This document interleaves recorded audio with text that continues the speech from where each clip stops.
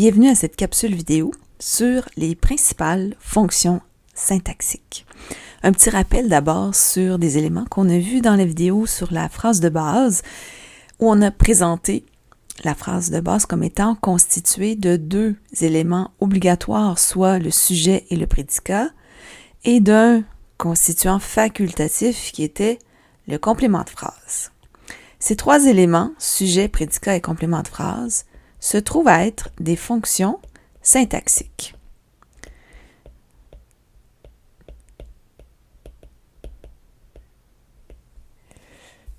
Les fonctions syntaxiques, ce sont des groupes de mots qui occupent une fonction précise dans la phrase. On peut déterminer la fonction d'un mot ou d'un groupe de mots en examinant son lien avec les autres mots dans la phrase. Savoir les reconnaître permet de valider que la syntaxe est bonne, mais aussi que nos accords sont bien faits.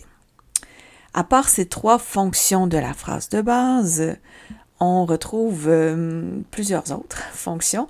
Voici celles qu'on identifiera ensemble. Donc, on a déjà nommé le sujet, le prédicat, le complément de phrase. On verra ensuite le complément direct, le complément indirect, le complément du nom, ainsi que l'attribut du sujet. Il y a d'autres fonctions qui existent, le complément de l'adjectif, du pronom, de l'adverbe ou encore l'attribut du complément direct, mais on va se contenter des 7 fonctions indiquées ici pour le moment. Commençons par essayer d'identifier la fonction syntaxique des mots en gras dans cette phrase tirée du roman Là où je me terre de Caroline Dacine.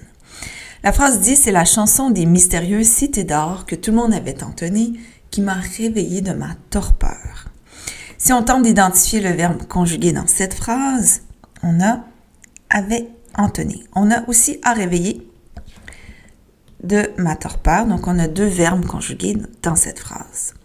Concentrons-nous sur le premier. C'est la chanson des mystérieuses cités d'or que tout le monde avait entonnée. Le sujet de « avait entonné ». Donc, qui est-ce qui avait entonné? Tout le monde, c'est tout le monde qui avait entonné. On a cette fonction-là.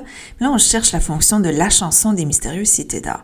Si je me pose la question à partir du verbe conjugué, qu'est-ce que tout le monde avait entonné? Tout le monde avait entonné la chanson des mystérieuses cités d'or. Quand je pose la question qui ou quoi à partir de mon verbe conjugué, j'obtiens comme réponse le complément direct. Pourquoi c'est important de savoir ça? Vous avez remarqué ici que « avait entonné » a un « e » final, donc il est conjugué au féminin.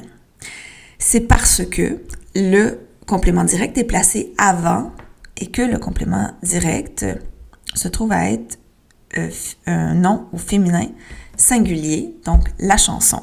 Et ça me donne l'indice que je dois accorder mon participe passé avec l'auxiliaire avoir. Si vous avez remarqué, j'ai aussi m'a réveillé avec un E final, donc au féminin. Ici, c'est la chanson que tout le monde avait entonnée qui a réveillé qui? Dans ce cas-ci, le complément direct, c'est le M apostrophe. Et dans ce cas-ci, si on se remet dans le contexte du roman, le sujet est féminin, singulier. Donc là encore, ça m'indique que je dois accorder le tout. Et c'est pour ça que c'est important de savoir reconnaître le complément direct. Allons-y maintenant avec cette deuxième phrase. Elle leur donnait l'illusion de ne pas avoir raté leur vie ou à tout le moins la force et le désir de la recommencer. C'est une phrase tirée du roman Rue de Kim Thuy. Le mot en gras est leur. Allons-y avec nos réflexes habituels. Le verbe conjugué dans cette phrase, elle leur donnait l'illusion, donc on a le verbe donnait. Ciblons notre sujet, qui est ce qui donnait l'illusion. Dans ce cas-ci, c'est le elle au pluriel, d'où le verbe conjugué à la troisième personne du pluriel, ENT. Elle donnait l'illusion. Et là, je cherche la fonction du leur. Quelle question je me poserais à partir du verbe conjugué pour obtenir comme réponse leur? Elle donnait l'illusion à qui? À leur. qui remplace donc des gens qu'on a nommés auparavant, donc il y a un antécédent. Quand on pose la question à qui, à quoi, ou encore de qui, de quoi, c'est qu'on a identifié la fonction syntaxique du complément indirect. Donc, dès qu'il y a la préposition devant, ce n'est plus un complément direct, mais un complément indirect. Si j'avais un verbe avec l'auxiliaire avoir et que j'avais un complément indirect placé avant, mon participe passé resterait invariable. C'est important de savoir les différencier pour nous permettre de bien accorder nos verbes. Ça m'indique aussi avec assurance que la nature du mot ici est un pronom, donc qui sera toujours invariable. Petit à côté sur le leur. Quand leur est pronom, il n'y aura jamais de S final. Leur avec ou sans S sera un déterminant. Il faut se rappeler que leur a toujours un sens pluriel d'emblée, que si on ajoute un S, ça sera dans le cas, par exemple, où chacun en a plusieurs. Je le précise parce que c'est une erreur fréquente. Par exemple, les enfants ont perdu leur tuque et leur mitaine. On suppose qu'ils ont chacun qu'une seule tuque, mais qu'ils ont chacun plusieurs mitaines.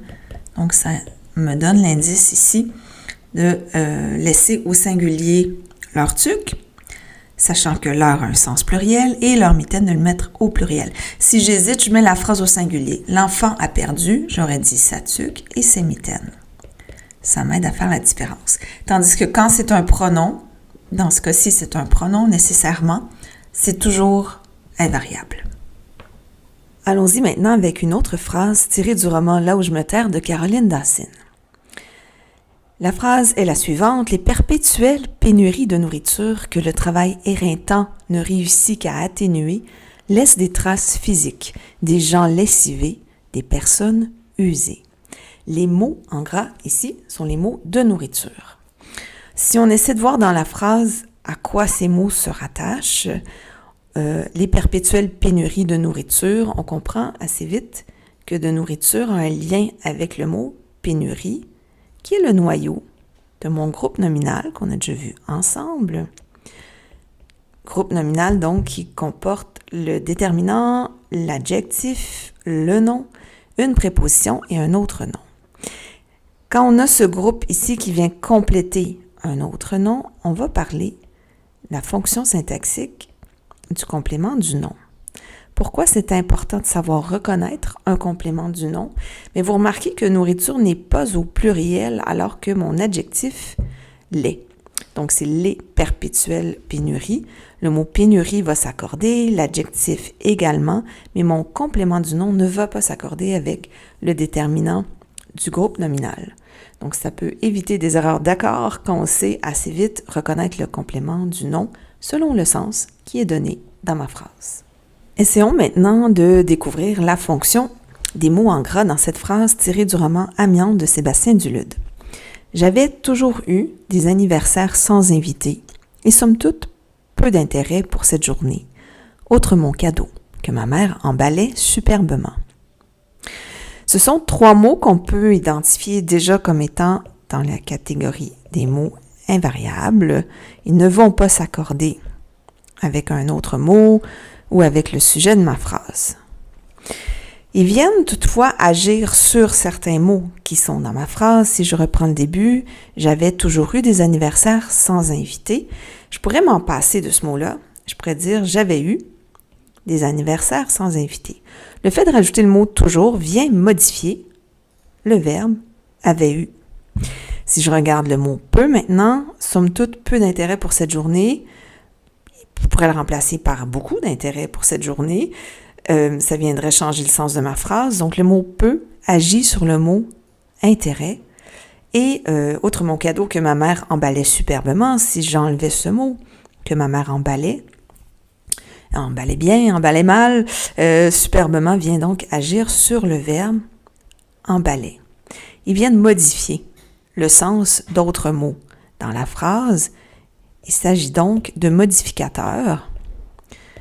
Dans le cas du mot toujours, modificateur du verbe, et dans le cas du mot peut, modificateur du nom, intérêt.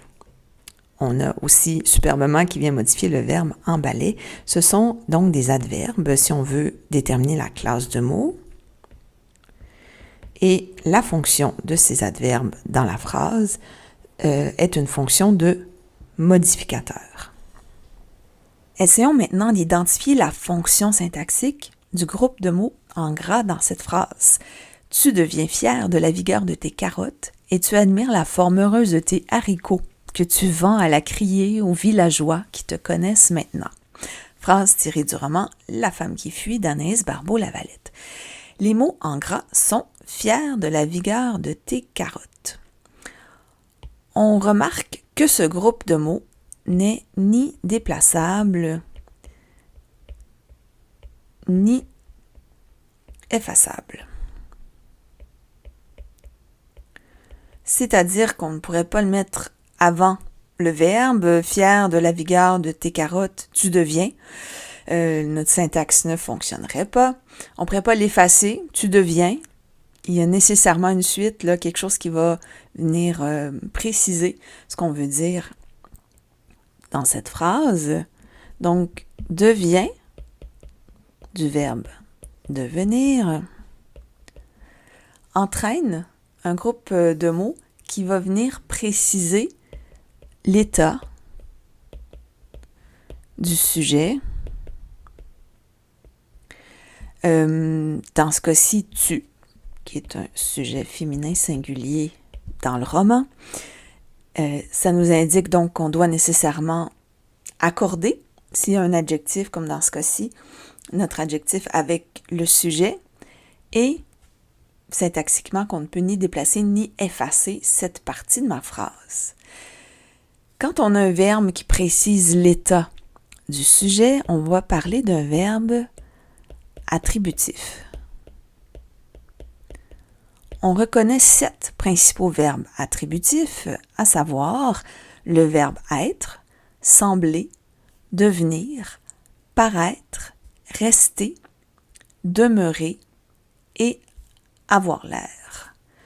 Tous ces verbes vont entraîner un groupe de mots qui sera ni déplaçable ni effaçable et qui va s'accorder donc avec le sujet.